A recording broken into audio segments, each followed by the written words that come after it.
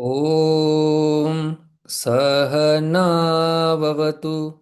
सहनौ भुनक्तु सह वीर्यं करवावहै तेजस्विनावधीतमस्तु मा विद्विषावहै। ॐ शान्ति शान्ति शान्तिः।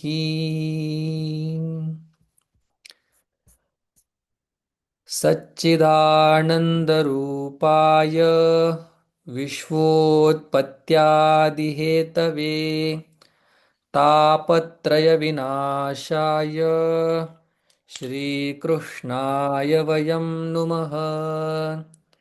कृष्णाय वासुदेवाय हरये परमात्मने प्रणतः क्लेशनाशाय गोविंदाय नमो नमः। दोन श्लोक आपण आतापर्यंत भगवान कृष्णाच्या नमनाचे पाहिलेले आहेत. नमन म्हणजे भगवान श्रीकृष्णाच्या स्वरूपाचं, भगवान श्रीकृष्णाच्या विग्रहाचं, भगवान श्रीकृष्णांच्या लीलेचं ज्याच्यामध्ये उल्लेख केलेला आहे अशा शब्दांना आपण कंठामध्ये हृदयाशी धरलेलं आहे. ते हे दोन श्लोक आहेत. पुन्हा एकदा भगवान कृष्णाचं अतिशय सुंदर वर्णन करणारा हा श्लोक आहे. 3 श्लोक म्हणून म्हणून आपल्याला पाठ करायचे. 3 भगवान कृष्णाचे हे श्लोक. ह्याचा अर्थ पुढच्या वेळी पाहूया. थोडक्यात सांगू शकतो पण व्यवस्थित सांगायचं मला. वंशी विभूषित करान नवनीरदाभात पीतांबरादरुणबिंबफलाधरोष्ठात् पूर्णेन्दुसुन्दरमुखादरविन्दनेत्रात् कृष्णात् परं किमपि तत्त्वमहं न जाने. पुन्हा एकदा वाचतो. वंशी विभूषितकरान् नवनीरदाभात्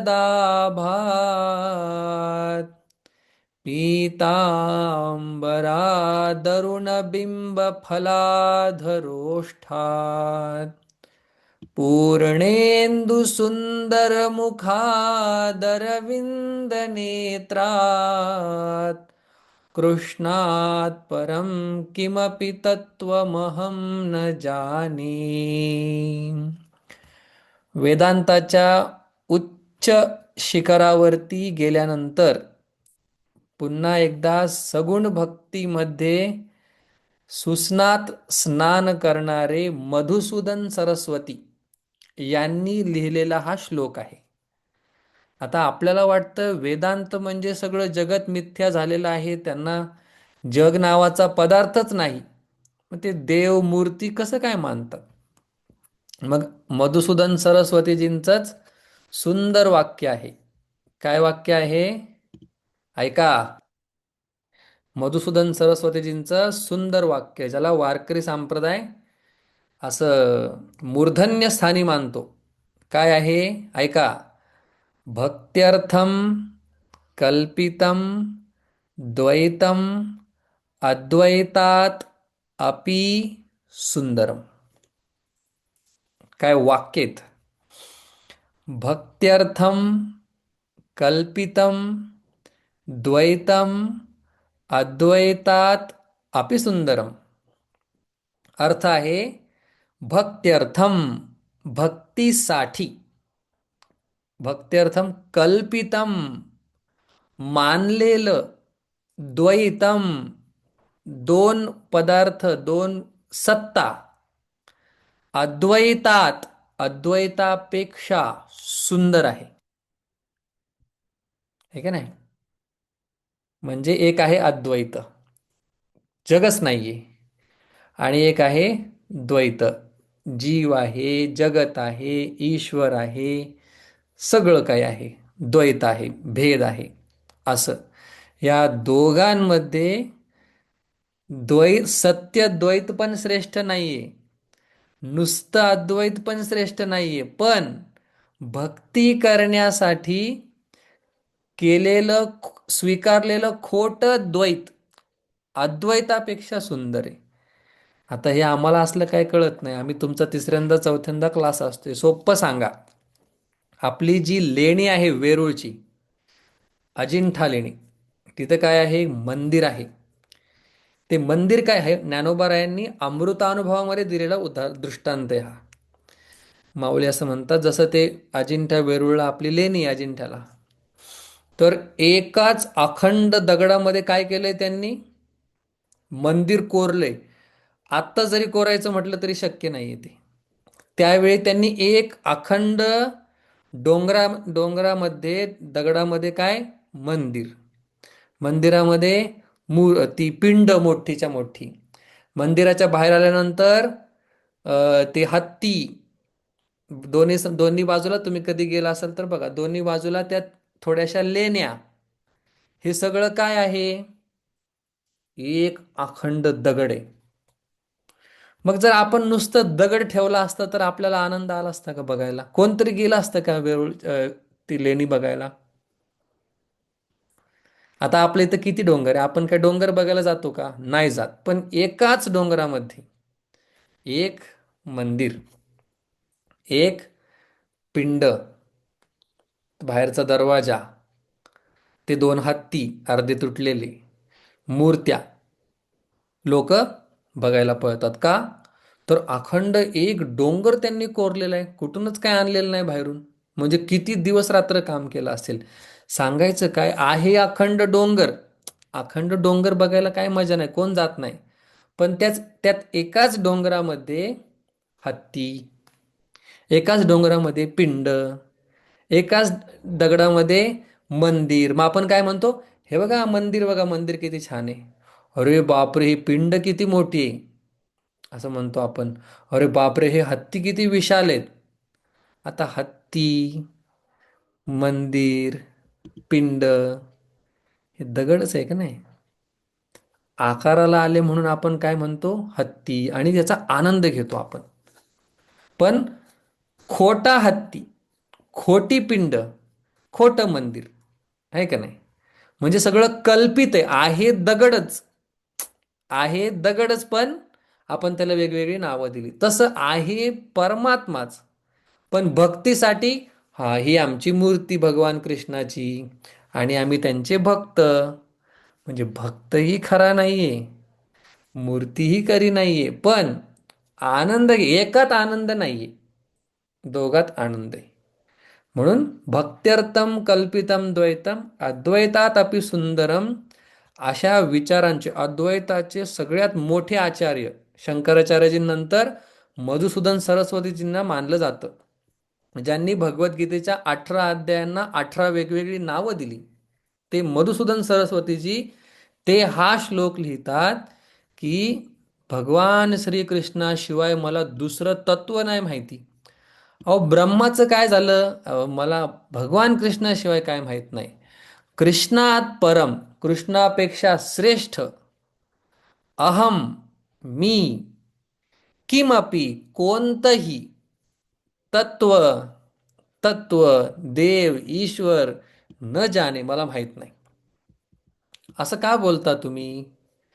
तर भगवान कृष्णाच्या विग्रहाचं वर्णन करतात, वंशी विभूषित करा नवनीर दाभात. आता शब्द ना शब्द सांगत नाही, पण जेवढं मला आठवतंय, ज्याच्या हातामध्ये मुरली आहे, ज्याच्या हातामध्ये वेणू आहे, आणि ती त्या वेणूमुळे भगवंत अतिशय सुंदर दिसत आहेत.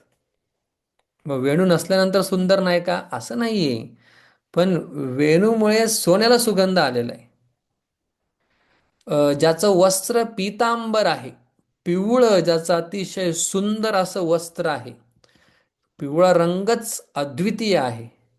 आणि ओठ ज्याचे ओठ जसं अरुणबिंब, अतिशय जसं सूर्य कसा अतिशय लाल लाल असतो त्याप्रमाणे ज्याचे ओठ आहेत,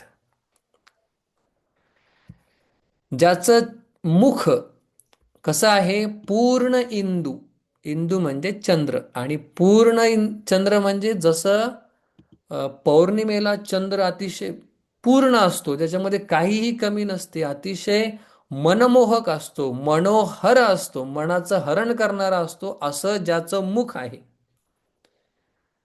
आणि अरविंद नेत्रात कमळाच्या पाकळ्यांप्रमाणे ज्याचे डोळे आहेत अतिशय सुंदर, अशा भगवान कृष्णाशिवाय मला जगात दुसरं तत्व माहिती नाही. असं भगवान कृष्णाच्या विग्रहाचं वर्णन केलेलं आहे. ज्याच्या हातामध्ये वेणू सुशोभित दिसत आहे, शोभून दिसत आहे, ज्याचे ज्याचं पिवळं वस्त्र अतिशय चमकदार जे शोभून दिसत आहे, ज्याचे ओठ जणू काही लाल लाल सूर्याप्रमाणे आहेत, ज्याचं मुख अतिशय पूर्ण असणाऱ्या चंद्राप्रमाणे मनमोहक आहे, ज्याचे डोळे कमळांच्या पानाप्रमाणे, अशा कृष्णाला सोडून मी दुसरं कशालाही जाणत नाही, असा त्या श्लोकाचा अर्थ आहे. आता आपण पाहत आहोत पहिले 2 श्लोक. आपली गाडी अजून तिथंच आहे. बघा, भक्तियोग थोडक्यात 1-2 मिनिटांमध्ये आपण त्याचा रिकॅप करूया. भक्ती म्हणजे सेवा करणे, प्रार्थना करणे. भक्ती याचा दुसरा अर्थ आहे तोडणे. मग सगळ्यांशी संबंध सोडून फक्त एक परमात्माच आपला आहे, आपणच त्याचे आहोत आणि तोच आपला आहे, या भावावरती आरूढ होणं याला भक्ती म्हणतात. मग तुम्ही कसंही व्हा, आज व्हा, उद्या व्हा, 10 वर्षांनी व्हा, 50, तुम्हाला समजून एकच घ्यायचंय की आपला फक्त देव आहे. आपला फक्त देव आहे, देव सोडून आपलं कोणी नाही. मग हे सगळे नातेवाईक हे आत्ताचे या जन्माचे 50-60 वर्ष तितक्यापर्यंत आहे, पण जन्मोजन्मामध्ये मला या गर्भातून, या योनीतून त्या योनीत, त्या योनीतून त्या योनीत नेणारा भगवान परमात्मा आहे आणि तो माझ्यासोबत आहे. दुसरे कुठलेही संबंध खरे नाहीत. तर भगवान, आपण पाहिलं की अर्जुनाने प्रश्न विचारला, एवम सततयुक्ता ये भक्ता स्वाम पर्युपासते, म्हणजे जे सतत सगुण परमात्माची भक्ती करतात, अतिशय एकाग्र अंतःकरणाने भगवंताची भक्ती करतात ते, आणि अव्यक्त अक्षर असणाऱ्या परमात्म्याची भक्ती करणारे, या दोघांमध्ये तेषाम, त्या दोघांमध्ये के योगवित्तमाहा, कोण, आपण योग शब्दाचा अर्थ या ठिकाणी कोण योग्य किंवा सोपं भक्तीचं साधन माध्यम जाणतो ते आम्हाला सांग. कोणती भक्ती तुझ्यापर्यंत लवकर पोहोचवणार आहे ते आम्हाला सांग. कारण की दोन्ही भक्ती तुझ्यापर्यंत पोहोचवतात हे आम्हाला माहिती. सगुण निर्गुण एक आहे हे आम्हाला आधीच कळलेलं आहे. 2 उदाहरणं सांगितली होती, एक समुद्र आणि त्या समुद्राचं एक थेंब, दोघांमध्ये जो खारटपणा आहे तो सारखाच आहे. किंवा एवढं सोनं आणि त्या एवढ्याशा सोन्यातून काढलेलं एवढं सोनं, दोघांचा कस मात्र सारखा आहे. तसं निर्गुण आणि सगुण एकच आहे हे आम्हाला आधीच माहिती. मग आता निर्गुण भक्ती तुझ्यापर्यंत लवकर पोहोचवते का सगुण भक्ती लवकर तुझ्यापर्यंत पोहोचवते हे मला तू निश्चित सांग भगवान परमात्मा, असा प्रश्न विचारला. आता भगवान परमात्म्याने दिलेलं आपण उत्तर पाहूया. मागच्या वेळी आपण चिंतन करत होतो की सांगितलंय कृष्णाने, पण श्रीकृष्ण उवाच असं न म्हणता श्री भगवान उवाच असं म्हटलेलं आहे. मग खरं तर श्रीकृष्ण उवाच असं म्हणायला पाहिजे होतं, कारण की सांगणारा कृष्ण, ऐकणारा अर्जुन आणि सांगितलेली गीता, असं संपूर्ण जगाला माहिती आहे. मग श्री भगवानुवाच असं का लिहिलं?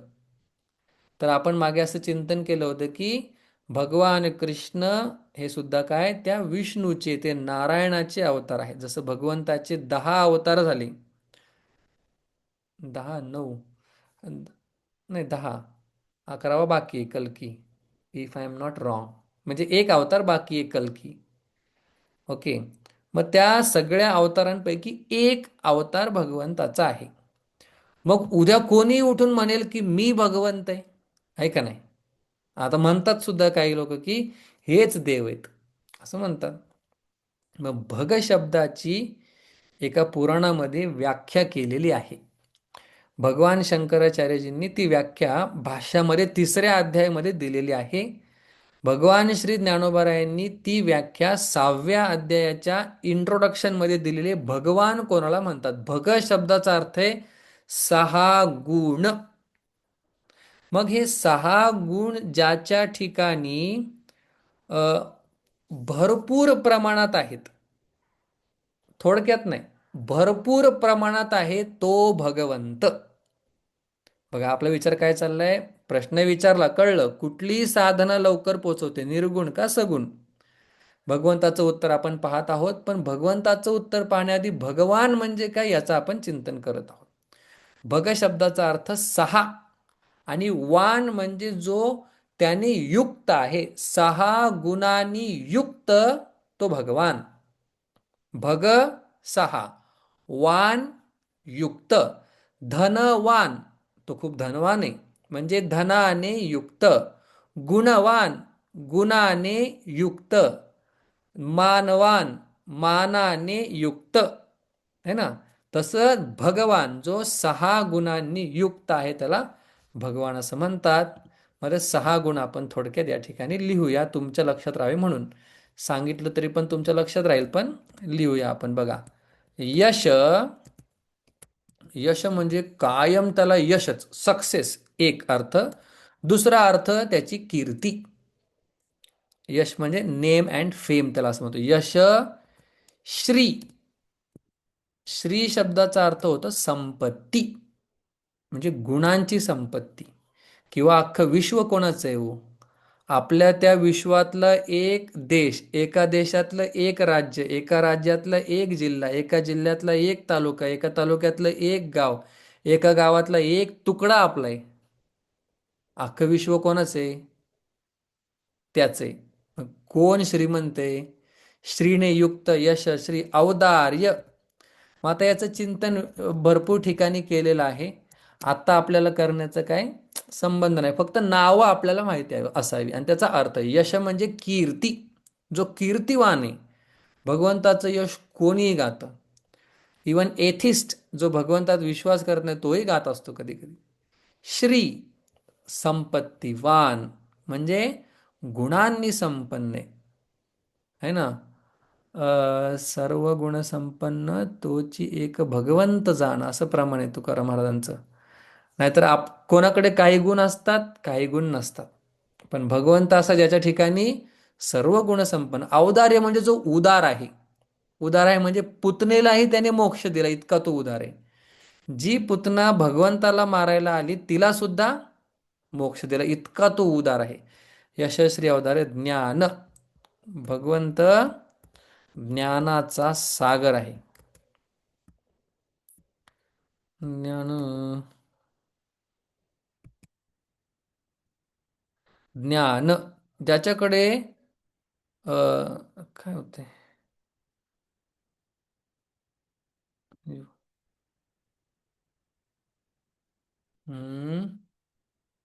ज्ञान,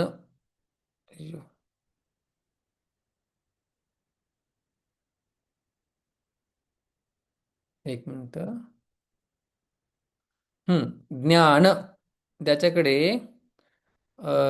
जगाचं ज्ञान आहे आणि स्वस्वरूपाचं ज्ञान आहे. आपल्याकडे कशाचं ज्ञान आहे? जगातलं थोडंसं आपल्याकडे ज्ञान आहे. त्याच ज्ञानाच्या जोरावर आपण काय काय करत असतो?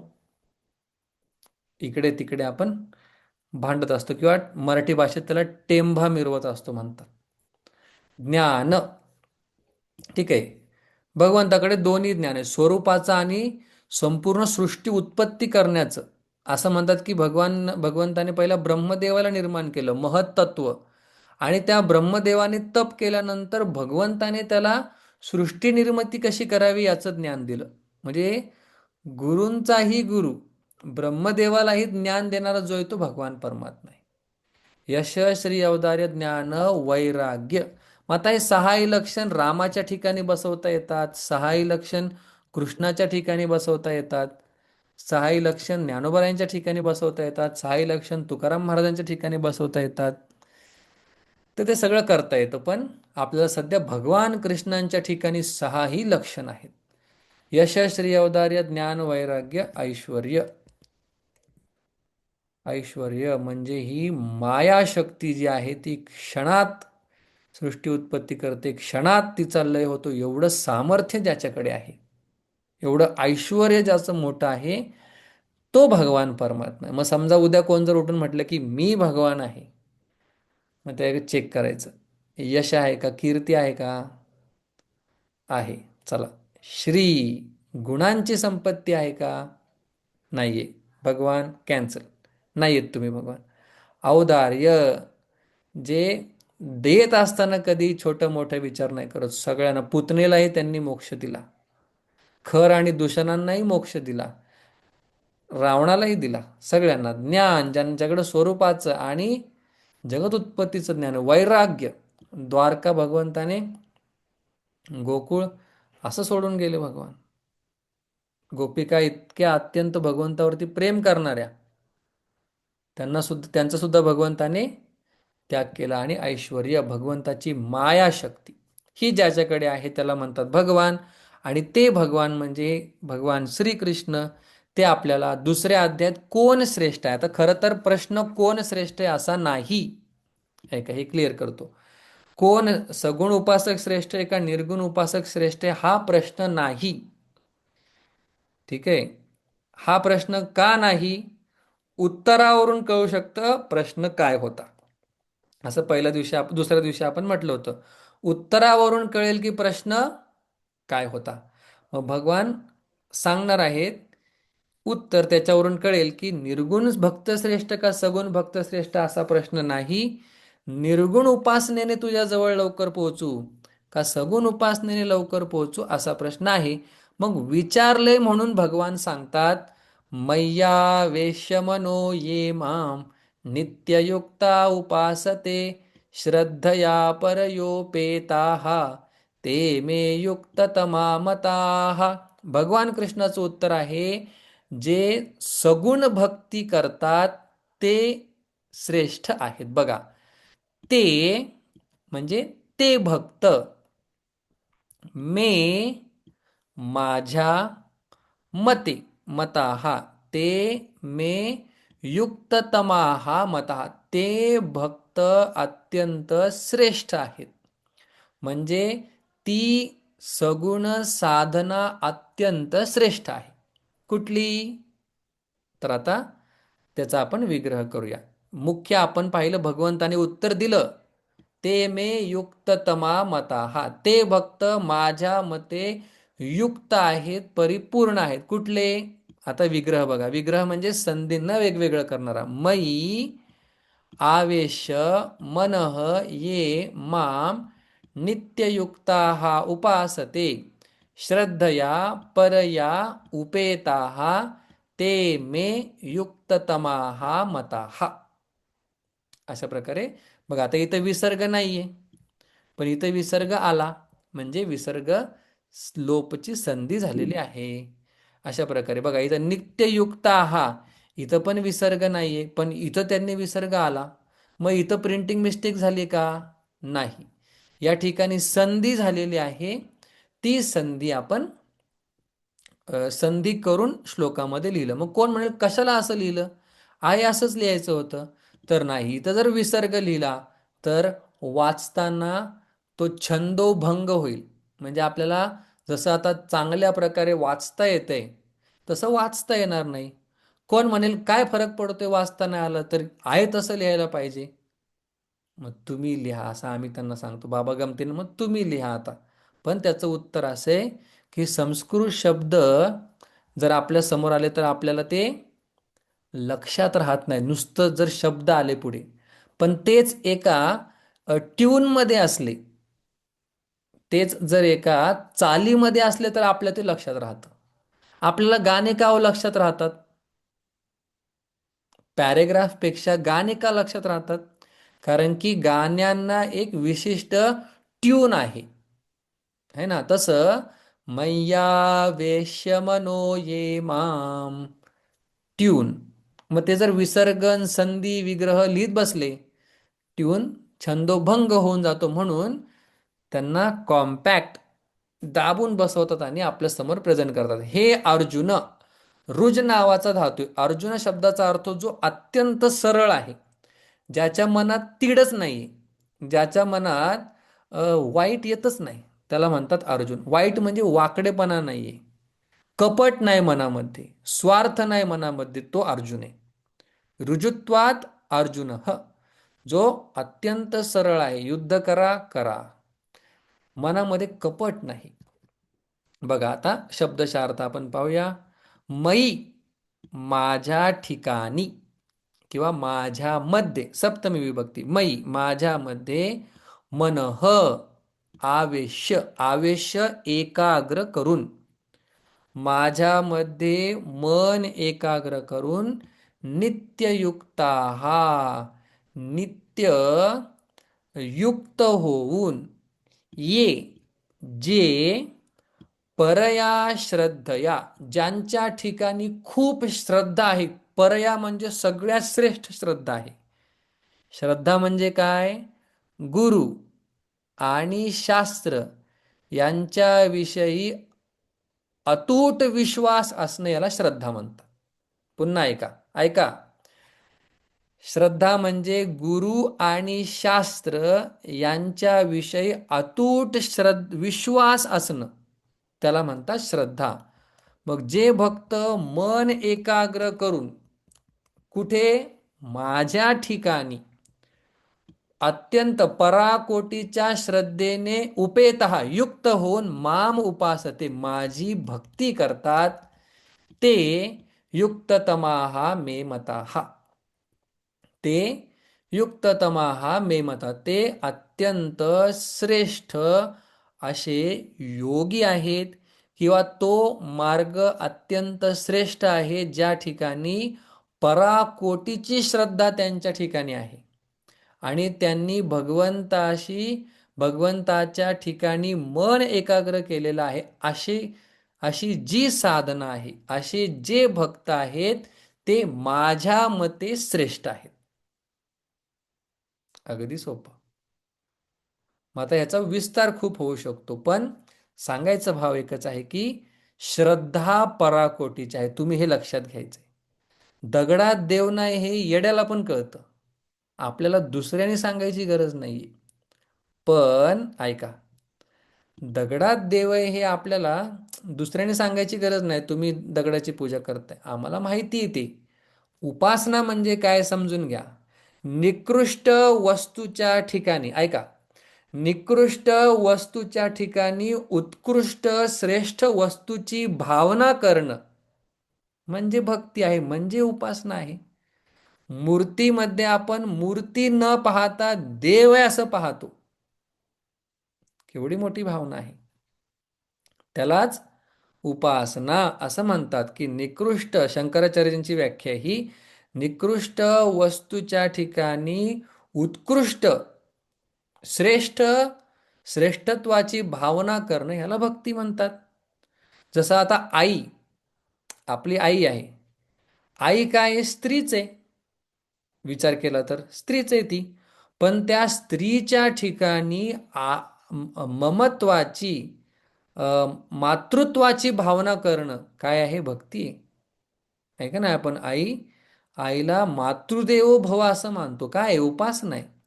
पितृदेवो भव, वडिलांच्या ठिकाणी वडील न पाहता त्यांना परमात्म स्वरूप पाहणं आहे. वडील एक पुरुषच आहेत माझ्यापेक्षा वयाने जास्त, पण त्यांना फक्त वडील न पाहता आपण परमात्म स्वरूप पाहतो. ही काय आहे? उपासना आहे. आणि ही श्रेष्ठत्वाची भावना म्हणजे काय?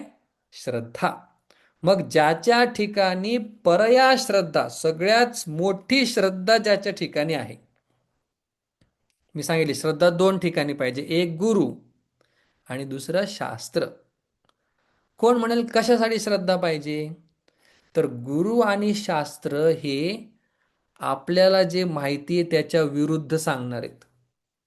म्हणून श्रद्धा पाहिजे. ऐका, गुरु आणि शास्त्र यांच्या ठिकाणी श्रद्धा का पाहिजे? कारण की ते आपल्याला जे कळालेलं आहे, आपल्याला जे माहिती आहे त्याच्या विरुद्ध सांगणार आहेत. अगदी विरुद्ध. आपल्याला वाटतं मी शरीर आहे, ते आपल्याला सांगणार आहेत तत्त्वमसी, तू शरीर नाहीयेस. बापरे, हे समजायसाठी केवढी श्रद्धा पाहिजे. आपल्याला दिसणारं जगत सगळं सत्य वाटतं, आज पण आहे उद्या पण आहे, सत्य आहे. ते येऊन सांगतात ब्रह्मसत्य जगन्मिथ्या. म्हणून त्यांच्या ठिकाणी श्रद्धा पाहिजे. देव, ईश्वर आणि गुरु किंवा शास्त्र. ईश्वर देव एकच आहे. शास्त्र, गुरु आणि ईश्वर. श्वेताश्वेतर नावाच्या उपनिषदामध्ये सांगितलेलं आहे, 3 ठिकाणी आपली श्रद्धा पाहिजे. श्वेताश्वेतर नावाचं उपनिषद आहे. देव, गुरु आणि शास्त्र. मग झालं सोपं, की जे सगुण भक्ती करतात, पण कसं श्रद्धेने, अत्यंत श्रद्धेने भक्ती करतात, ती साधना सोपी आहे, सहज आहे, लवकर माझ्यापर्यंत पोहोचवणारी आहे, आणि असं माझं मत आहे. तर या ठिकाणी श्रद्धेला खूप महत्त्व दिलेलं आहे. आपण जर भगवद्गीतेचा विचार केला तर भगवद्गीतेमध्ये 4थ्या अध्यायामध्ये असं सांगतात, देव कोणाला मिळेल? तर सांगतात, श्रद्धावान लभते ज्ञानम तत्परस संयतेंद्रियः ज्ञानम लब्ध्वा पराम शांतीम अचिरेणाधिगच्छति. ज्याच्याकडे श्रद्धा आहे, श्रद्धावान लभते ज्ञानम, ज्याच्याकडे श्रद्धा आहे त्याला ज्ञान भेटेल. दुसरा उपाय सांगितला, 2 उपाय सांगितलेत भगवंताने. ज्याला हे आधीच ब्रह्मज्ञान आहे त्याच्या पाया पडा, त्याची सेवा करा आणि त्याला प्रश्न विचारा. 4थ्या अध्यायामध्ये श्लोक आहे, त्याच्या पाया पडा, त्याची सेवा करा आणि मग प्रश्न विचारा की ते ब्रह्म काय आहे. मग तुम्हाला ते सांगतील, तुम्ही मुक्त व्हाल. एक उपाय. दुसरा उपाय भगवान सांगतात, ज्याच्याकडे पराकोटीची श्रद्धा आहे. जर माझे गुरु म्हटले की मी वसंत नाहीये, तर मी म्हटलं पाहिजे मी वसंत नाहीये. मग का नाहीये हे ते नंतरच्या गोष्टी आहेत. गुरूंवर श्रद्धा असेल, कामच झालं. जर गुरु म्हटले हे जगत मिथ्य आहे, मिथ्य आहे, मानलं, चला नाही आजपासून, काम झालं. पण जर तुमच्या मनात शंका आली, नाही कसं काय मिथ्य आहे, मग तर्क सांगायला लागतो की हे जगत स्वप्नात नाहीये आणि झोपेत नाहीये, म्हणून आपण त्याला खोटं म्हणतो. असं कसं काय तुम्ही म्हणू शकता? अहो, स्वप्नातलं जग जागृतीमध्ये नाहीये म्हणून तुम्ही खोटं म्हणता. मग हे स्वप्नात नाही म्हणून याला खोटं म्हणतो आम्ही. नाही नाही नाही, आम्हाला नाही पटलं, आम्हाला नाही पटलं. मग तर्क वितर्क चालू होतात. कोणासाठी? ज्याच्याकडे श्रद्धा नाही, ज्याच्या मनात गुरूंविषयी, शास्त्राविषयी श्रद्धा आहे, कामच झालं त्याचं. श्रद्धा नसली की बोंबाबोंब आहे. मग सगळं येतं, मग विचार, ग्रंथ वाचा, हे करा ते करा. एकदा सांगितलं, संपला विषय. विषयांमध्ये सुख नाही, कळलं नाही आता मला विषयांचा भोग घ्यायचा. का? माझ्या गुरूंनी सांगितले. पण असं थोड्याच लोकांचं होतं, ज्यांचं जन्मोजन्मीचं पुण्य आहे अशांचंच. मग आपलंही आहे असं म्हणून आपण तशा गुरूंची वाट पाहूया. तर आता 2 श्लोक संपलेले आहे. भगवंताने सांगितलं सगुण भक्तीचा मार्ग अत्यंत श्रेष्ठ आहे, लवकर माझ्यापर्यंत पोहोचवणार आहे. मग निर्गुण भक्तांचं काय? त्याचं उत्तर 3ऱ्या आणि 4थ्या श्लोकात देत आहेत. 3ऱ्या-4थ्या श्लोकाचं वाचन आपण लगेच करूया. सगळ्यांनी जॉईन व्हा. थोडेसे अवघड आहेत पण करूया आपण. काही प्रश्न असतील तर विचारा नंतर.